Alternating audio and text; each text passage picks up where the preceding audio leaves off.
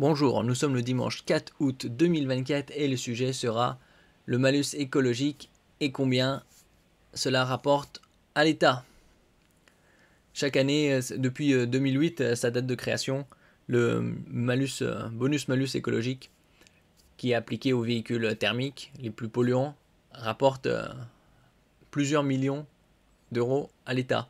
Et le but étant de chaque année de descendre ce palier d'émissions au kilomètre. Avant c'était 140 grammes au kilomètre, après 135, 130. Là on est aux alentours de 118 grammes au kilomètre pour les véhicules neufs thermiques. Et le but étant de justement d'arriver à zéro d'ici 2035, puisque en 2035 les véhicules neufs thermiques seront interdits à la vente en Europe. Après on verra, il reste une dizaine d'années si ce sera appliqué ou non. N'oubliez pas de vous abonner pour plus de news nationales, européennes et internationales sur ce monde merveilleux dans lequel nous vivons. Les recettes fiscales du malus écologique. Dispositif bonus-malus écologique, la technique de la carotte et du bâton. Le bonus-malus écologique date de 2008. Il a été mis en place par les pouvoirs publics afin d'inciter les conducteurs à opter pour des véhicules les plus respectueux possibles de l'environnement. Oui, enfin ça aussi c'est en fonction de leurs moyens bien sûr.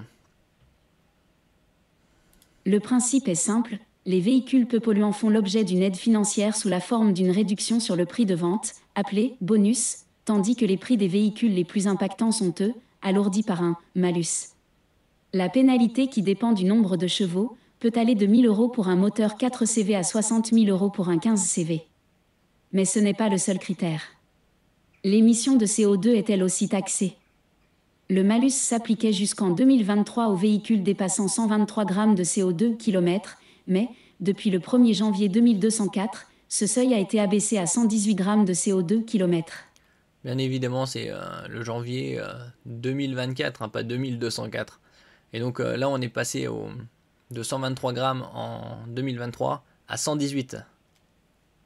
Et quand on regarde les publicités, on voit pas mal de véhicules avec les graduants de A à G, comme pour l'électroménager, en fonction des émissions de CO2 par kilomètre. Et on voit pas mal de publicités avec des véhicules qui sont C, D, E, aux alentours de 135, 140 grammes pour certains véhicules.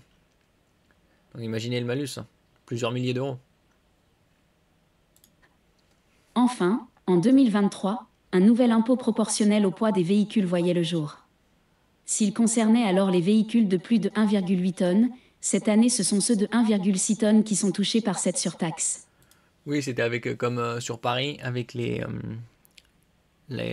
places de stationnement pour qui avaient été triplées, justement pour les SUV les plus lourds. Quels sont les revenus générés par le malus à l'État français ? Selon le cabinet NGC Data, spécialisé dans les données automobiles, le malus écologique devrait rapporter à l'État français, sur le seul premier trimestre 2024, des entrées fiscales estimées à 737 274 664 €, soit l'équivalent de l'ensemble de l'année 2023. Et ce chiffre pourrait dépasser le milliard d'euros à la fin de l'année. Différentes études... Pas étonnant, puisque là on parle de quasi 750 millions d'euros sur le seul trimestre 2024. Donc équivalent à toute l'année 2023. Donc proportionnellement, si chaque trimestre c'est 750 000, ça va faire 3 milliards. Souligne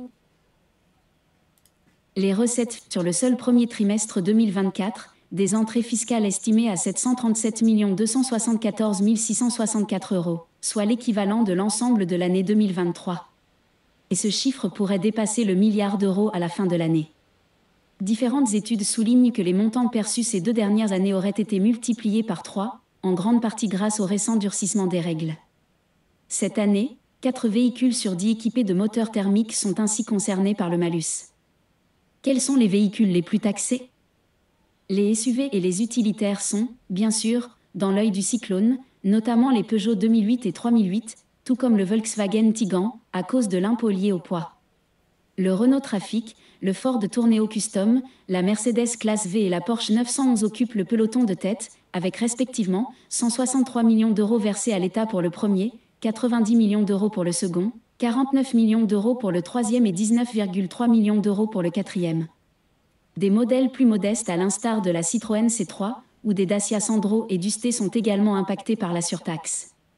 Renault est la marque apportant la contribution la plus importante. Bon, l'œil du cyclone, c'est l'endroit le plus calme, ça n'a pas trop de sens, c'est plutôt dans le viseur qui devrait parler.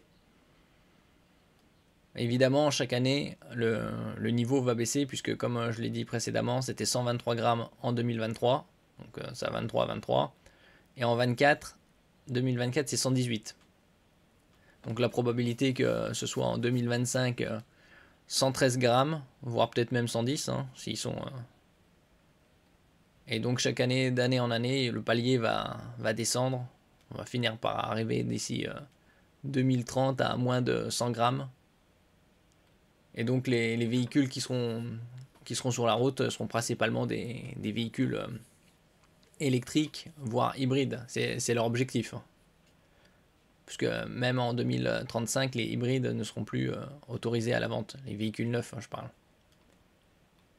Nous verrons ça d'ici 10 ans. Merci pour votre écoute. N'oubliez pas de mettre un j'aime, un commentaire, de partager et de vous abonner à la chaîne. À la prochaine fois.